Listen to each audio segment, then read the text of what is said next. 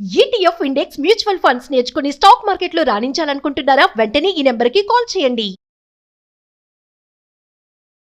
First ఆ education గురించి చెప్పండి. చాలా చదువుకున్నా నేను. 10th ఓ సూపర్. 4 సార్లు ఫెయిల్ అయ్యా. Okay nice. విజయ గారికి వంటలు ఎన్నొచ్చు? చాలా వచ్చు తెలుసు. బాగా వచ్చా? వేడి నీళ్ళు బాగా పెడతా. విజయ గారు మీది లవ్ మ్యారేజా arranged? Love with arranged marriage. మరి విజయ గారికి పిల్లలు ఎంతమంది? ఒక 10-15 మంది ఉంటారేమో. అబ్బో 10-15 మందిని అన్నారండి. ఎలా ఉండేది అంటే మీ ఫ్యామిలీ గురించి ఒకసారి చెప్పి నాన్నతో మీ అనుబంధం ఒకసారి. ఒక విధంగా ఆలోచిస్తే మా మమ్మీ చాలా గ్రేట్, చాలా బాగుండేది. హీరోయిన్ ఆఫర్ కూడా వచ్చింది మమ్మీకి. ఇబ్బంది పడే వాళ్ళ స్కూల్కి వెళ్ళేటప్పుడు నన్ను ఎందుకు కొడుతున్నారు, నన్ను ఎందుకు ఎక్కిరిస్తున్నారు, నేను వెళ్ళను స్కూల్కి అని చెప్పి బాగా ఏడ్చేదని. ఇంకా ఆరోగ్యం బాగాలేకనా ఇక్కడ దాకా కాలు తీసేశారు. మా మమ్మీ 4 ఇంట్లో పని చేసి మమ్మల్ని పోషించింది. నేను చాలా బాధపడ్డాను, ఎందుకంటే నాకు ఏం లేనప్పుడు మా నాన్న ఉన్నాడు నా దగ్గర. నేను చూసుకోగలను అన్నప్పుడు మా నాన్న లేదు. మనకు కరోనా వచ్చింది 3 years, అవునా? అప్పుడు ఎక్కడ ఏ వర్క్ లేదు, ఏం చేయాలో తెలియదు, తినడానికి తిండి లేదు. నా మీద నాకు కూడా కోపం వస్తుంది. అరే నేను ఎంత మందికి ఇన్స్పిరేషన్ గా ఉంటాను, నేను చచ్చిపోతే ఎలా ఉంటుంది? నేను చచ్చిపోదాం అనుకొని దాని అన్నిని కలిపేసి చెంబులో తాగుదామన్న టైంలో మా మమ్మీ ఎందుకు ఈ లైఫ్ ఇలా పుట్టాను, అంతమంది ఎక్కిరిస్తున్నారు నన్ను, నా లైఫ్ ఎట్లా అవుతుంది ఏంటి? అరే ఎందుకు పుట్టిస్తాడు దేవుడు, ఇలా మంచిగా పుట్టించవచ్చు కదా. నమస్తే. India's largest digital media network Suman టీవీకి స్వాగతం. Welcome to Suman TV Mahalakshmi.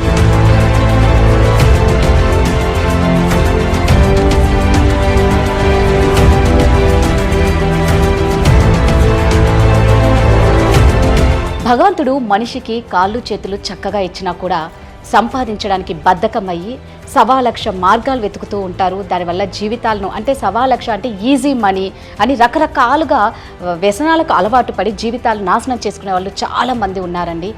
కానీ ఇప్పుడు మన ముందరున్న మహాలక్ష్మి ఒక దివ్యాంగురాలన్నమాట.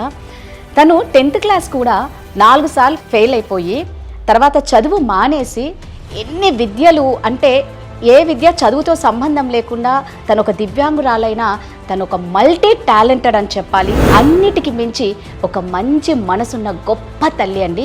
15 మంది పిల్లలు ఉన్నారండి. సో ఏమిటి ఆ 15 మంది పిల్లలు, తను పడ్డ స్ట్రగుల్స్ ఏంటి, ఎవరంటే ఆ మహాలక్ష్మి మన పొట్టి వీరయ్య కూతురు పొట్టి విజయ గారు. సో వారి గురించి మనం బోల్డ్ అనే విషయాలు తెలుసుకుందాం.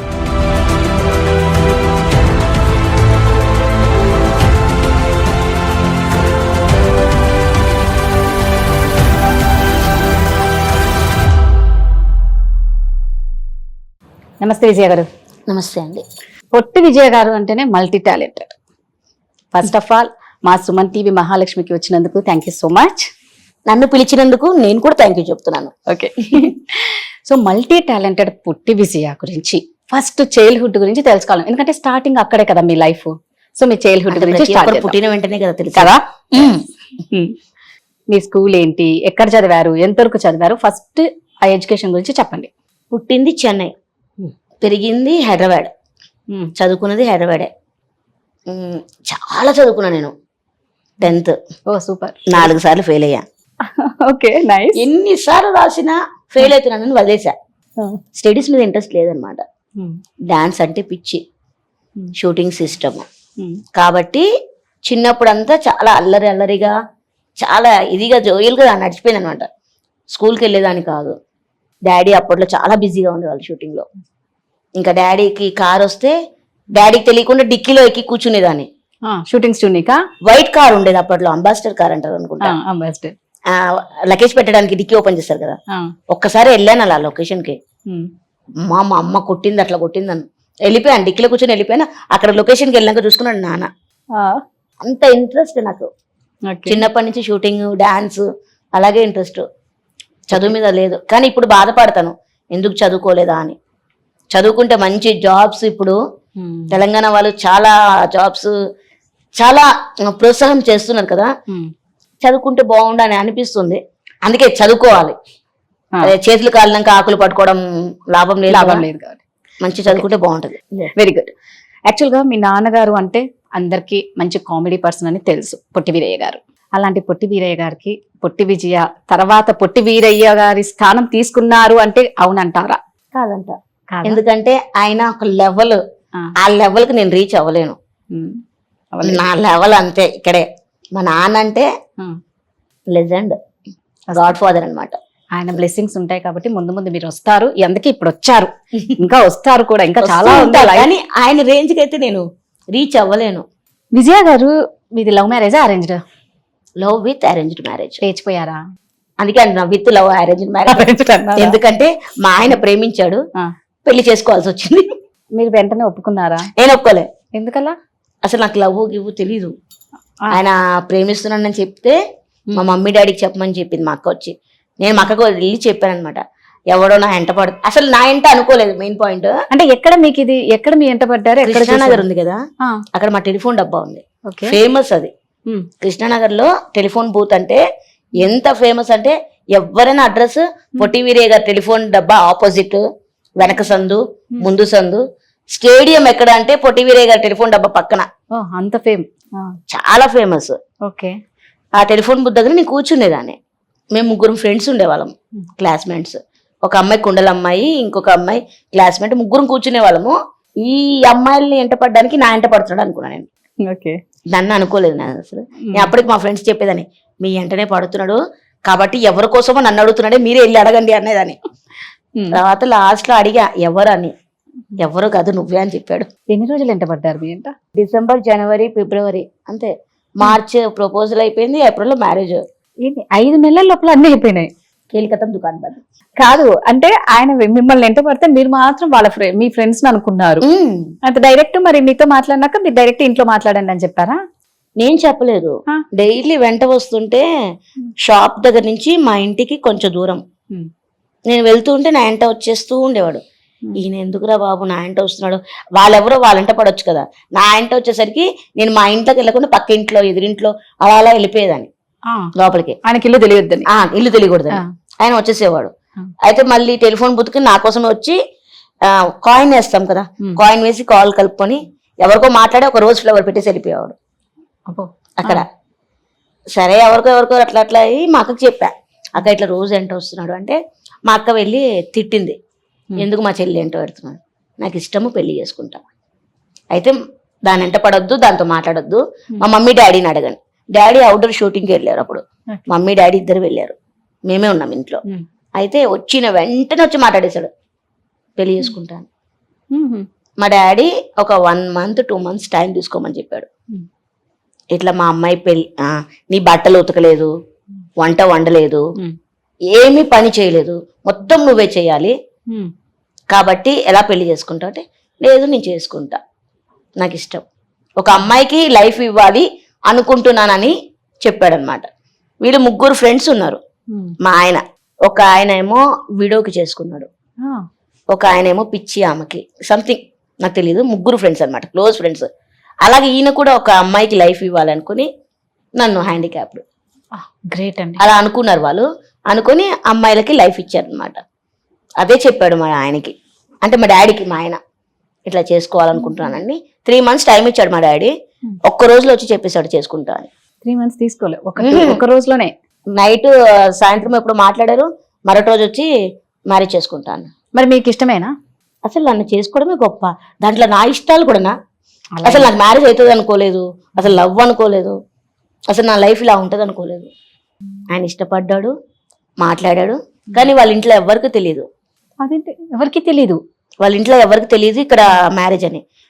శుభలేఖ పెట్టుకొని ఊరికి వెళ్ళాడు మా ఆయన శుభలేఖ ఇవ్వడానికి. వాళ్ళు ఈయన రూమ్ లేసి తాళం వేసేసారు, ఎట్లా పెళ్లి చేసుకుంటావు నువ్వు అని. ముగ్గురు అన్నదమ్ముళ్ళు అన్నమాట. ఈయన మమ్మీ ఉంది కదా, సూపర్ పర్సన్ అన్నమాట, చాలా మంచిది. మీ అత్తయ్య? మా అత్తమ్మ. మా ఆయన కంటే కూడా మా అత్తమ్మ అంటే ఇష్టం. మీకా? ఉమ్. ఓ సూపర్. ఎందుకంటే ఆమెకి ఆడపిల్లలు లేరు, ఆడపిల్లలంటే చాలా ఇష్టం ఆమెకి.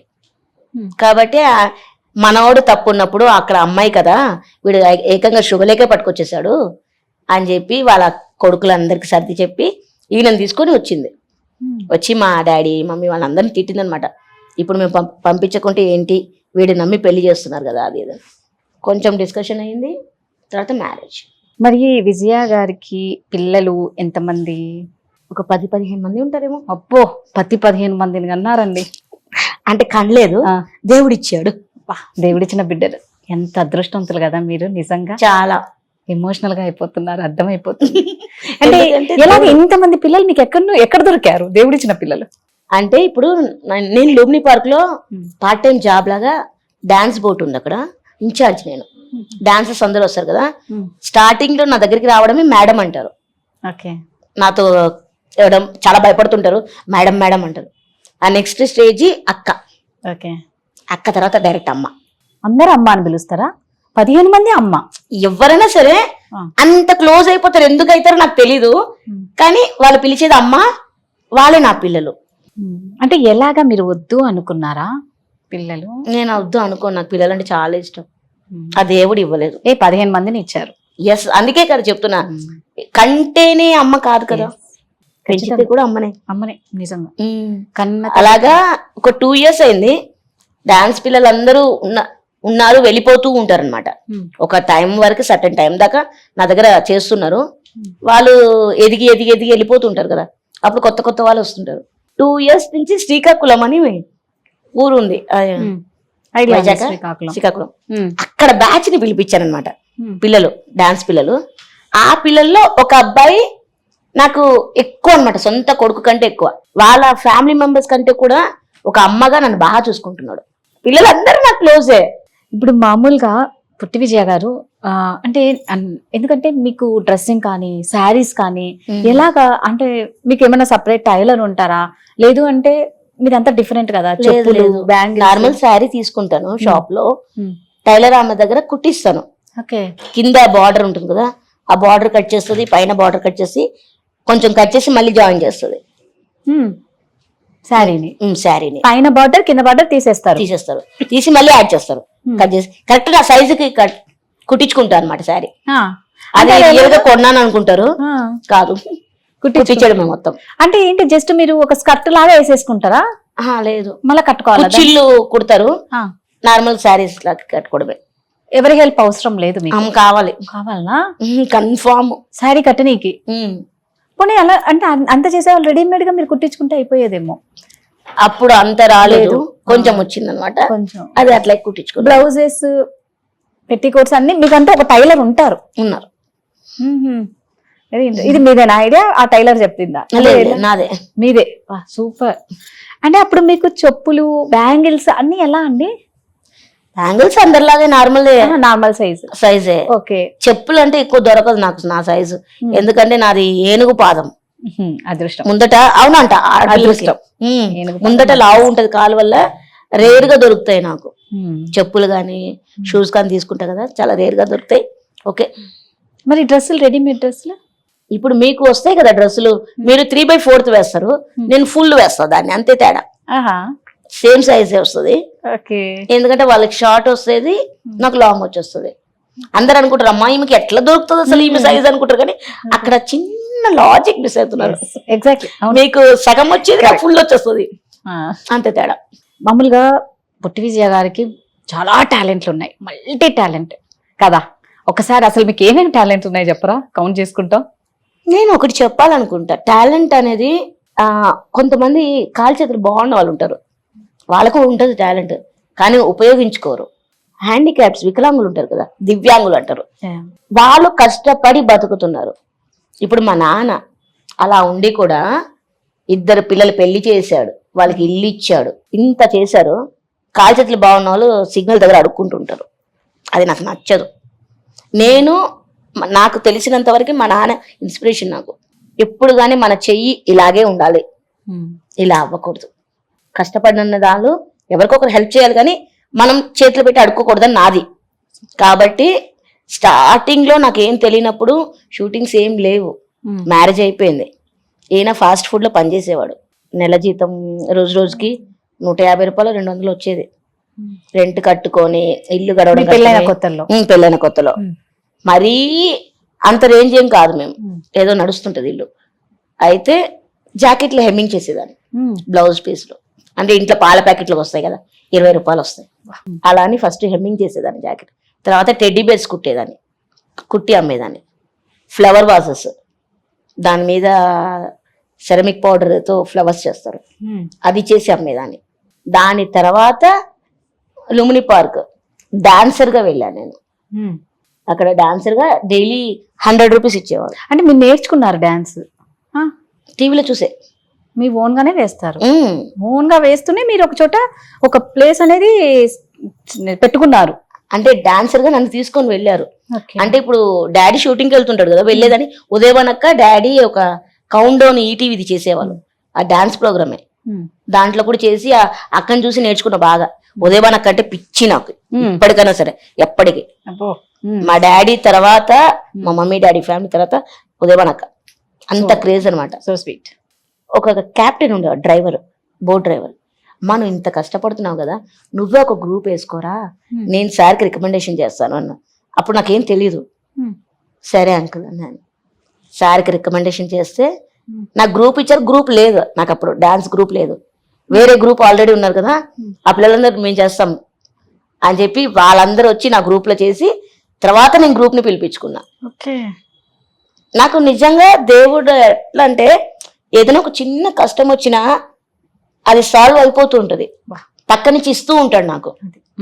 నేను ఎవరికైనా హెల్ప్ చేయాలన్నా కూడా ఒక 10 రూపాయలు ఇచ్చానంటే పక్క నుంచి 10 రూపాయలు 15 రూపాయలు వచ్చేస్తుంటాయి నాకు. నేను అందుకే ఒకరికి ఇవ్వడానికి భయపడా, ఎందుకంటే దేవుడు నాకు ఇస్తాడని. అలాగా 2 years కష్టపడి 20 years గా చేస్తున్నాను నేను ఇప్పుడు ఇన్ఛార్జిగా. మనకు కరోనా వచ్చింది 3 years, అవునా? అప్పుడు ఎక్కడ ఏ వర్క్ లేదు, ఏం చేయాలో తెలియదు, తినడానికి తిండి లేదు. అంత కష్టం ఉన్నప్పుడు ఏమైంది, అక్కడక్కడ రైస్ బ్యాగ్లు వచ్చినాయి, అందరు ఇచ్చేసారు తినడానికి తిండి అంతా. ఇప్పుడు మనకు పాల ప్యాకెట్ అదేదన్నా కొంచెం అమౌంట్ కావాలి ఖచ్చితంగా. అప్పుడు యాప్స్ వచ్చినాయి తెలుసా, లైవ్ ప్రోగ్రామ్, బీగో లైవ్ అని స్ట్రీమింగ్ వచ్చింది. దాంట్లో ఒక 50,000 దాకా ఎర్న్ చేశాను. అంటే మనం లైవ్ ఇవ్వాలి, వచ్చిన పబ్లిక్ ని ఎంటర్టైన్ చేస్తూ లైవ్ ఇవ్వాలి. ఆ యాప్ లో మన కరోనా టైం అంతా నడిచిపోయింది నాకు. నందిని సీరియల్ చేశాను, షూటింగ్స్, చాలా గ్యాప్స్ వచ్చినాయి. మళ్ళీ వర్క్ ఏదైనా సరే కష్టపడి చెయ్యాలి. మీరు మీడియాకి వచ్చి ఎన్ని ఇయర్స్ అవుతుంది ఇప్పుడు? చిన్నప్పుడే వచ్చాను నేను. చిన్నప్పటి నుంచి. మధ్యలో ఎన్ని ఇయర్స్ మీరు ఖాళీగా ఉన్నారు? చాలా ఇయర్స్ ఖాళీగా ఉన్నా. కరోనా టైం అయితే మొత్తానికి లేదు షూటింగ్స్. ఎదుటి వాళ్ళు ఇన్స్పిరేషన్ అంటూ ఉంటారు నన్ను చూసి. నా మీద నాకు కూడా కోపం వస్తుంది, అరే నేను ఎంత మందికి ఇన్స్పిరేషన్ గా ఉంటాను, నేను చచ్చిపోతే ఎలా ఉంటుంది కదా. నాకు ఒక్కొక్కసారి అనిపిస్తుంది చావకూడదు, ధైర్యంగా బతికి చూపించాలనిపిస్తుంది. కానీ ఒక్కొక్కసారి మెంటల్ టార్చర్ లో అలా వెళ్ళిపోతుంటాం. అంటే విజయ్ గారు మధ్యలో చాలా కష్టాలు పడి ఇప్పుడు మళ్ళా మీరు 399 సీరియల్లో నటిస్తున్నారు కదా ఇప్పుడు. సో ఎన్ని ఇయర్స్ నుంచి మళ్ళీ ఇప్పుడు మళ్ళీ ఫామ్ లోకి వచ్చారు మీరు?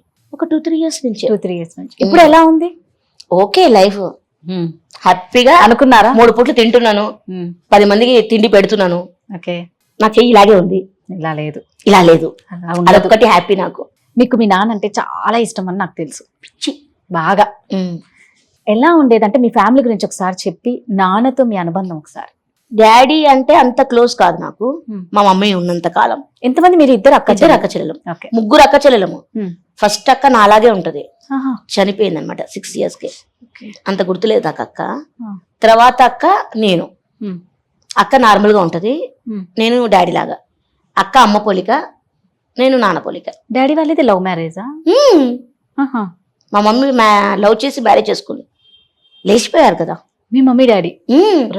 Dasa Narayana Rao uncle, Muralimohan uncle, Mohan Babu uncle, వీళ్ళందరూ కలిసి పెళ్లి చేశారంట. వాళ్ళది ఇంటర్వ్యూస్ చూస్తుంటారు. అంటే అమ్మ కూడా నాన్నతో పాటు జాబ్ చేసేవాళ్ళ? మరి ఎలా? అక్కడ కాలనీలో ఉండేది డాడీ. ఓకే. అక్కడ ఉంటే పోతూ వస్తుంటే మా నాన్నని ఎక్కిరిస్తూ ఉండేదంట మీ అమ్మ. తమిళమ్మ, చెన్నై కుట్టి. ఓకే. ఎక్కిరిస్తూ ఫ్రెండ్స్ మాట్లాడుకొని, ఎందుకట్లా ఎక్కిరిస్తున్నావు, అది పెళ్లి చేసుకుంటావా ఏంటి, ఎప్పుడు చూసినా అతను ఏంటో నిజంగా పెళ్లి చేసుకుంటాను బెట్ కట్టిందంట మా మమ్మీ. అలాగా పెళ్లి చేసుకుంది. పోలీస్ స్టేషన్లో తీసుకెళ్లిపోయారు. డాడీని కూర్చోబెట్టారు, ఆమె ఉంది. ఇటు కొడితే కొట్టేస్తారు కదా. మళ్ళీ వీళ్ళందరూ వచ్చారు ఆర్టిస్టులు వచ్చి నేనుగా తీసుకుపోయింది, ఆమె నన్ను తీసుకుపోయింది కావాలంటే. అంటే మా మమ్మీ చెప్పింది నేనే పెళ్లి చేసుకున్నానని. కానీ నిజంగా ఒక విధంగా ఆలోచిస్తే మా మమ్మీ చాలా గ్రేట్, చాలా బాగుండేది. హీరోయిన్ ఆఫర్ కూడా వచ్చింది మా మమ్మీకి. డాడీని వదిలేసి హీరోయిన్ ఛాన్సెస్ అని చెప్పారంట, నాకు తెలీదు, ఎవరు చెప్పారు కూడా తెలియదు నాకు.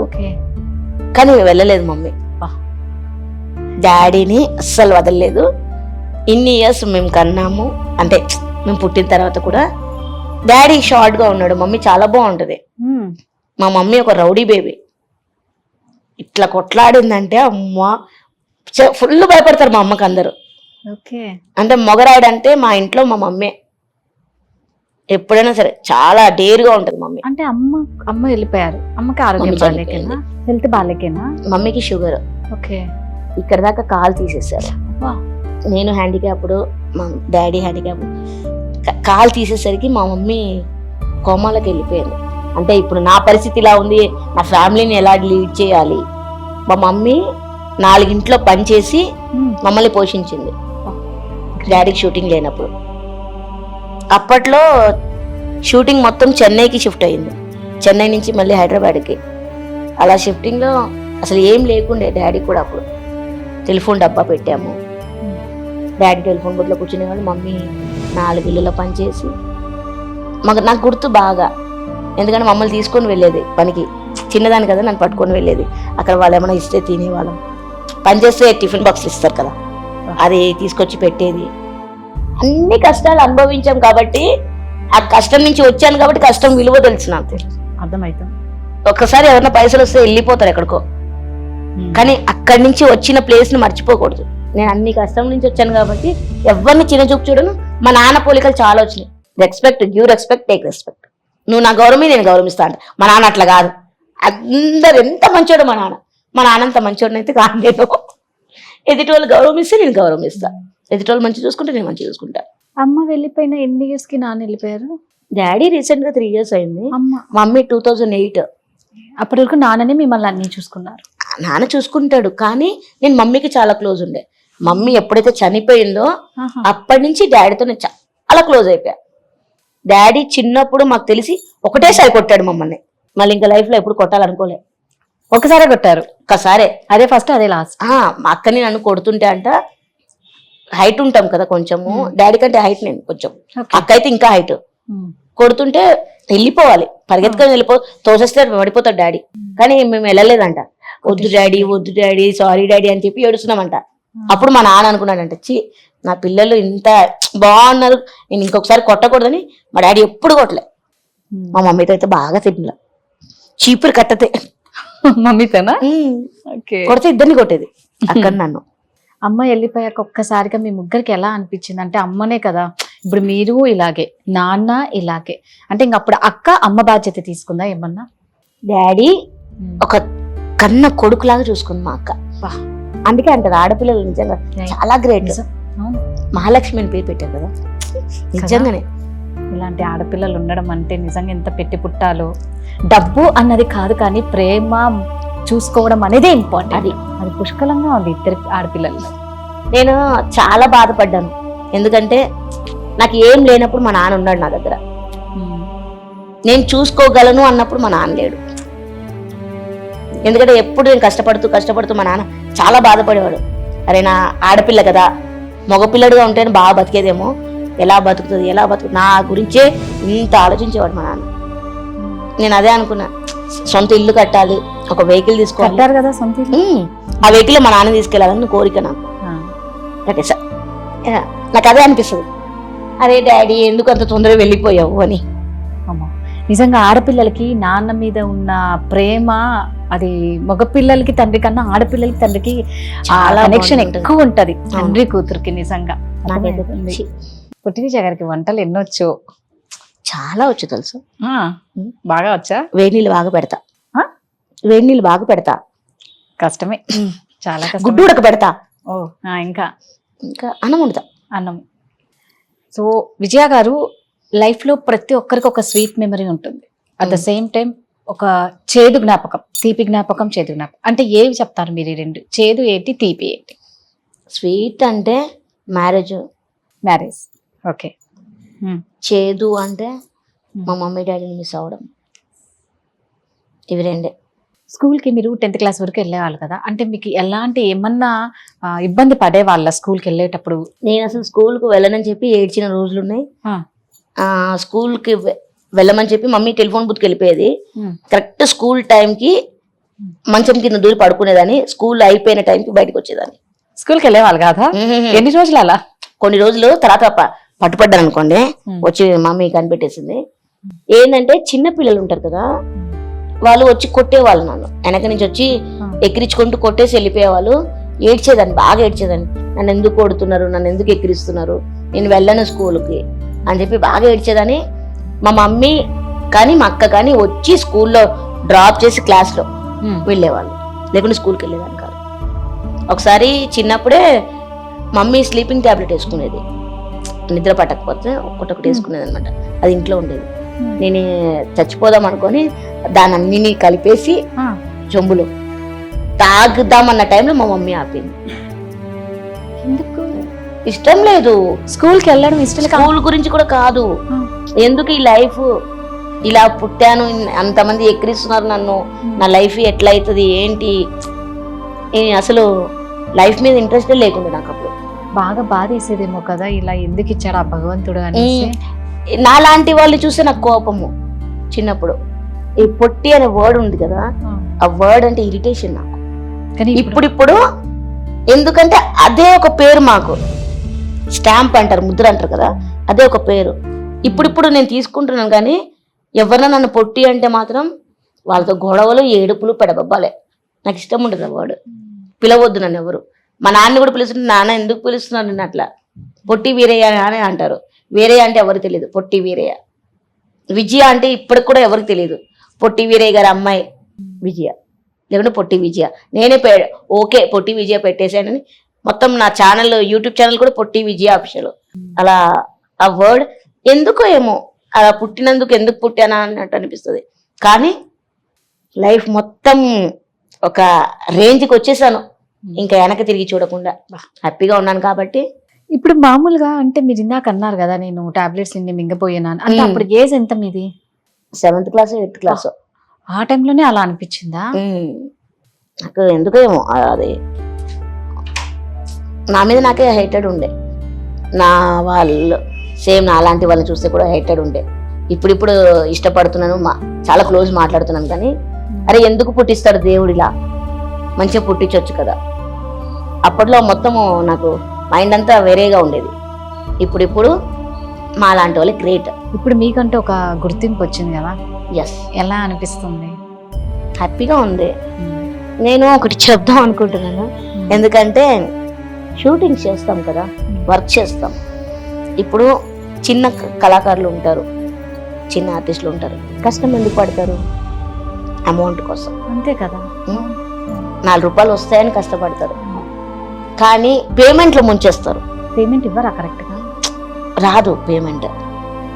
నాకు ఇప్పటిదాకా ఎవ్వరూ పేమెంట్ ముంచలేదు. రీసెంట్గా 2 దొబ్బిందనమాట పేమెంట్. ఇరిటేషన్ వచ్చి చేయట్లేదు నేను ఇంకా. అంటే ఎలాగ మీరు చేసే సీరియల్స్ లో కూడా అలాగే ఉంటుంది? ఇప్పుడు నేను చేసే serial correct time to time payment అనమాట. ముందు చేసిన సీరియల్స్ కాదు, పేరు చెప్పకూడదు నేను, ఎందుకంటే వాళ్ళకి తెలిసి ఉండాలి ఇంత కష్టపడుతున్నాం కదా, ఒక 4 రూపాయలు వస్తాయన్న నమ్మకంతో వస్తాము. మధ్యలో మీడియేటర్స్ ఉంటారు కొంతమంది, వాళ్ళకి పేమెంట్స్ వస్తాయి. వచ్చినప్పుడు వాళ్ళ ఆర్టిస్టులకు ఇవ్వాలి కదా, ఇవ్వరు. అంత కష్టపడి నేను వర్క్ చేసి ఒక 20 days పేమెంట్ రావాలి నాకు. నాకు ఎంత కోపం వస్తుందంటే, తినండి, కొంచెం తినండి. కష్టపడ్డ వాళ్ళు చిన్న ఆర్టిస్టులకి ఇచ్చేదే కొంచెం పేమెంట్. ఆ కొంచెంలో కొంచెం తీసుకుంటారు వాళ్ళు. ఆ కొంచెం అని ఇవ్వాలి కదా కరెక్ట్ గా. అంటే ఇప్పుడు మీకు 20 days పేమెంట్ పోనీ మీరు అడిగితే ఏం చెప్తారు వాళ్ళు? ఇంకా నేను అడగలేదు, వదిలేశాను. నాకు మళ్ళీ అది ఎంత డబ్బులు వచ్చినాయి వాళ్ళకి, మస్తు వస్తాయి వాళ్ళకి. కానీ చిన్న ఆర్టిస్టులకు పేమెంట్ ఎందుకు రా, వాళ్ళ చేతికి అందదు. ఏదో ఒక ఐస్ గడ్డ పెడతారు కదా, ఇలా పెట్టి ఇలా అవుతుంది చూడండి, అలాగా. నేను ఒక ప్రోగ్రామ్ చేశాను, ఆ ప్రోగ్రామ్ లో కూడా అమౌంట్ రాలే నాకు. మరి మీరు ఫస్ట్ అడ్వాన్స్ తీసుకొని ఉండదా? ఇట్లా చేస్తారు అసలు ఎప్పుడు నాకు ఎవ్వరు ఇలా చేయలేదు, పేమెంట్లు ఎప్పుడు నాకు వెనక రాలేదు, అంటే ముంచే వాళ్ళు ఎవ్వరు లేకుండే. కానీ చాలా మందికి ఇలాగే అవుతుంది అని నేను విన్నా. కానీ అదే బాధ అనిపిస్తుంది. ఇలాగే ఉన్న వాళ్ళకి చాలా పెడతారు. ఇప్పుడు ఒక పెద్ద ఆర్టిస్ట్ ని తీసుకున్నారంటే వాళ్ళకి ముందే అడ్వాన్స్ గా వెళ్ళిపోతుంది పేమెంట్లు, వాళ్ళకి 10 రూపాయలు ఎక్కువ ఇచ్చారని తెచ్చుకుంటారు. కానీ చిన్న కళాకారులకి పేమెంట్ ఇచ్చేదే తక్కువ, కానీ వాళ్ళ చేతికి అందేలాగా చూడాల, పేమెంట్ రావాలి. ఆ పేమెంట్ కోసమే కదా కష్టపడతారు, ఆ డబ్బు కోసమే కదా వాళ్ళు కష్టం చేసేది, ఊరికే చెయ్యరు. టైం పాస్ కి ఎందుకు చేస్తారు చెప్పండి? నేను అందుకే నా దగ్గర కష్టపడే పిల్లలకి పేమెంట్ల దగ్గర ఎప్పుడూ ఇది చేయను, ఇచ్చేస్తా కరెక్ట్. ఎందుకంటే ఆ బాధ తెలుసు నాకు. ఇప్పుడు లుమిని పార్క్ లో నేను ఒక డాన్సర్ గా వెళ్ళినప్పుడు 2-3 months పేమెంట్ ఉంచేశారు నాకు. 2-3 months పేమెంట్ ఇవ్వలేదు నాకు. నా ద్వారానే గ్రూప్ వచ్చింది, ఒక అబ్బాయిది నా ద్వారానే గ్రూప్ వెళ్ళిపోయింది. ఎందుకంటే నాకు పేమెంట్ ఇవ్వలేదు, సార్ దాకా వెళ్ళిపోయింది. నేను కూడా చెప్పలే, కంప్లైంట్ ఇవ్వలే. ఆ పాప మా పిల్లని పిలిచారు, పేమెంట్ ఇవ్వలేదు అనేసరికి సార్ వాళ్ళు మాట్లాడి పేమెంట్ నాకు 100% ఇచ్చేది ఉంటే 50% ఇప్పించారు. ఇంకా ఎట్లైనా చేస్తున్నాను, బోర్డు చేస్తున్నాను, సీరియల్ చేస్తున్నాను, నాకు 4 రూపాయలు వస్తున్నాయి. నా బుద్ధి ఎట్లా అంటే వస్తున్నాయి కదా చాలు, నా తిండికి అవుతుంది, చూసుకుంటున్నాను. ఎప్పుడు లేదంటే అప్పుడు దూరుతాను. ఏదో ఒక పని మాత్రం కంపల్సరీ వర్క్ చేసుకొని కష్టపడాలి. నేను ఎవరికైనా అదే చెప్తా, కష్టపడి కాలు చేతులు మంచిగా ఉన్నంత కష్టపడండి. కరెక్ట్. తర్వాత ఎట్లనా ఇది నిజంగా మిమ్మల్ని చూసి ఎంత మంది ఇన్స్పైర్ అవ్వాలి తెలుసా? అంటే బాగా కాళ్ళు చేతులు ఉన్న వాళ్ళు పని చేయనీకి ఎన్ని దొంగ డ్రామాలు అంటే నిజంగా అనిపిస్తుంది. భగవంతుడు ఆరోగ్యం కాళ్ళు చేతులు ఇచ్చాడు అంటే దానికి మించిన ఆస్తి పరులు ఎవ్వరూ ఉండరు. ఒకటి ఆరోగ్యం, ఆ ఆరోగ్యంలోనే మన కాళ్ళు చేతులు అన్నీ వస్తాయి. సో దాన్ని మనం యూజ్ చేసుకోకపోతే ఇంకా భగవంతుడు అంతకన్నా ఏమిస్తారు? అన్నీ ఇచ్చారు, దాన్ని మీరు యూజ్ చేసుకోకపోతే అది మన బ్యాడ్. అసలు చాలా మంది ఉన్నారు నిజంగా కాలు చేతులు మంచిగా ఉన్న వాళ్ళే బద్దకస్తులు ఉన్నారు కదా. నాలాంటి అమ్మాయి, ఒక అమ్మాయి ఉంది, మంచి స్టడీ చేసింది, గవర్నమెంట్ జాబ్ ఇచ్చింది అమ్మాయికి.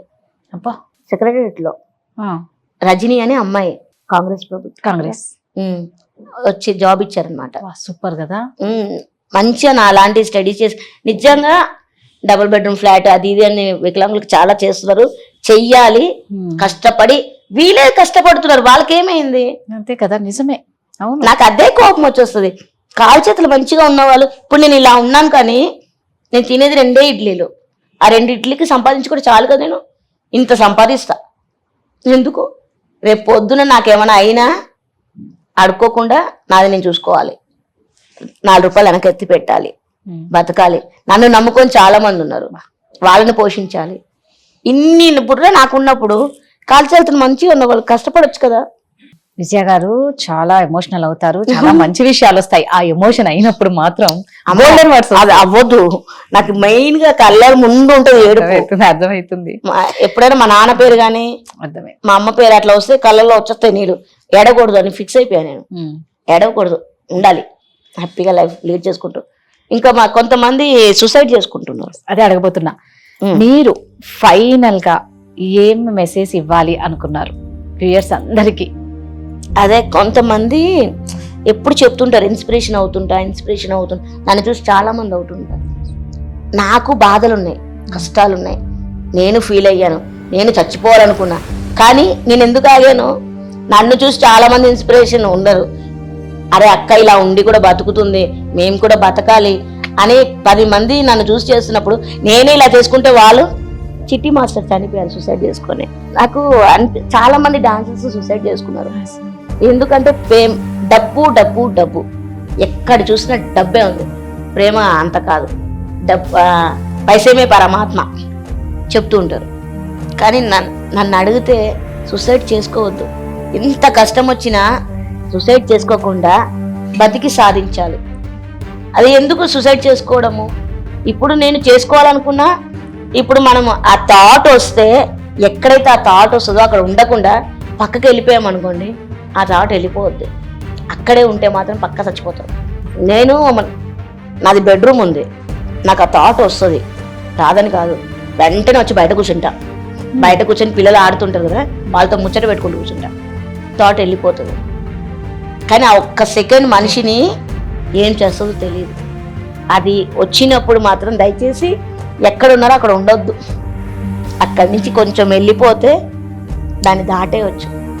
కానీ పిరికి వాళ్ళు చచ్చిపోతారు అంటారు కదా, చావడానికి కూడా ధైర్యం కావాలి. ఎంత ధైర్యం కావాలో. వాళ్ళు పిరికి వాళ్ళు కాదు. ఒక చూస్తూ ఒక ప్రాణం వదులుకోవడం అంటే అదంత ఈజీ కాదు. ధైర్యవంతులు చనిపోయే వాళ్ళందరూ. అదని ఇన్స్పిరేషన్ గా తీసుకోకండి. అదంత ఈజీ కాదు. ఎందుక దానికి అంటే చనిపోవడానికి చూపించే ధైర్యం బతికి చూపించవచ్చు కదా. అదే చేస్తున్నాను నేను. Right, super. బతికి చూపించండి. మీకు అంత ధైర్యం, అన్ని గట్స్ ఉన్నప్పుడు చనిపోవడం ఎందుకు, ఫ్యామిలీని అంత ఇబ్బంది పెట్టడం ఎందుకు? చక్కగా బతికితే ఆ ధైర్యంతో ఎంత హ్యాపీగా ఫ్యామిలీ అంతా హ్యాపీగా ఉంటారు కదా. మెయిన్ పాయింట్ అదే. ఎందుకంటే వాళ్ళు నమ్ముకొని చాలా మంది ఉన్నారు, ఫ్యామిలీ మెంబర్స్, ఫ్రెండ్స్, వాళ్ళందరినీ వదిలేసి వెళ్ళాలంటే ఎందుకు? బతికి సాధించాలి. దేవుడిచ్చిన బతుకు దేవుడి చేతిలోనే అంతం అవ్వాలి తప్ప మన చేతిలో ఏమీ లేదు. నేనైతే అదే కోరుకుంటున్నాను, అలాగే ఉండాలనుకుంటున్నా. ఎందుకంటే నలుగురు నా వల్ల బతుకుతున్నారు, వాళ్ళని రోడ్డు మీదకి రావాలని నాకు లేదు. ఇలా ఉన్నా కానీ నలుగురిని పోషించేదంటే గ్రేట్ అండి, చాలా గ్రేట్. నిజంగా చేతులైతే దండం పెట్టాలి తెలుసా మీకు. కాదు కానీ ఎందుకో సీరియస్లీ చాలా గ్రేట్. మీరు ఎంత మందికి ఇన్స్పిరేషన్ అవుతారో తెలుసా. ఇప్పుడు ఈ వీడియో మా మహాలక్ష్మి, చిన్న మహాలక్ష్మి కాదండి బాబోయ్, మేము తెచ్చుకున్న మహాలక్ష్మి, నిజంగా గట్టి మహాలక్ష్మి. ఎస్, గట్టి మహాలక్ష్మి. అలాగే ఉండాలి. అలాగే ఉంటారు. ఎప్పటికీ ఇలాగే నవ్వుతూ ఉండాలి. మీరు అనుకున్న గోల్స్ అన్ని సాధించాలి. మీరు అనుకున్న లైఫ్ హ్యాపీగా మీ కళ్ళల్లో ఎప్పుడూ చూస్తూనే ఉండాలి. నాకు అదే ఉంది. ఎందుకంటే నేను ఇంటర్వ్యూస్ కూడా ఎవరికి ఇవ్వట్లేదు. Thank you so much. Suman టీవీకి ఇచ్చానంటే సుమన్ టీవీ వల్ల నేను చాలా హ్యాపీనెస్ వచ్చిందనమాట. నాకు సుమన్ టీవీ వల్ల నాకు ఎన్నో ఇంటర్వ్యూస్ ఇచ్చాను, దానివల్ల చాలా మంది హెల్ప్ చేశారు. నాకు చాలా ఆఫర్స్ కూడా వచ్చినాయి నాకు. అందుకే సుమన్ టీవీ అంటే ఒక ఇదనమాట నాకు. సుమన్ టీవీ వాళ్ళు అడిగారంటే వెంటనే ఇచ్చేస్తాను నేను. ఇది ఒక్క మైనస్ పాయింట్ ఉంది నాకు. రోషన్ మంచి ఫ్రెండ్ అనమాట నాకు సుమన్ టీవీలో. కాబట్టి ఆ సుమన్ అనేది బ్రాండ్ అబ్బా. అంతే, ఆ పేర్లోనే ఉంటది పవర్. మంచి కిక్కుంది. మంచి కిక్కుందా. సూపర్. మీ వాల్యుబుల్ టైం మాకు కేటాయించినందుకు, ఎంతో ఉల్లాసంగా ఉత్సాహంగా ప్రతి విషయం మాతో షేర్ చేసుకున్నందుకు thank you so much. Thank you so much. So చూసారు కదండి, ఇవాల్టి పొట్టి విజయ, గట్టి విజయ అనాలి మనం. చాలా స్ట్రాంగ్ ఉమెన్ అండి. ఆవిడని చూసి ప్రతి ఒక్కరు ఇన్స్పైర్ అవ్వాలి. ఎంత యాక్టివ్ గా, హైపర్ యాక్టివ్ విజయ అండి. పొట్టి విజయ అనడం కన్నా హైపర్ యాక్టివ్ విజయ అనడం కరెక్ట్ అనమాట. సో నెక్స్ట్ వీక్ మరో మహాలక్ష్మితో మళ్ళీ కలుద్దాం. అంతవరకు సెలవు, నమస్కారం. సుమన్ టీవీలో మీ పర్సనల్ అండ్ బిజినెస్ ప్రమోషన్స్ కోసం కింది నెంబర్కి కాంటాక్ట్ చేయండి.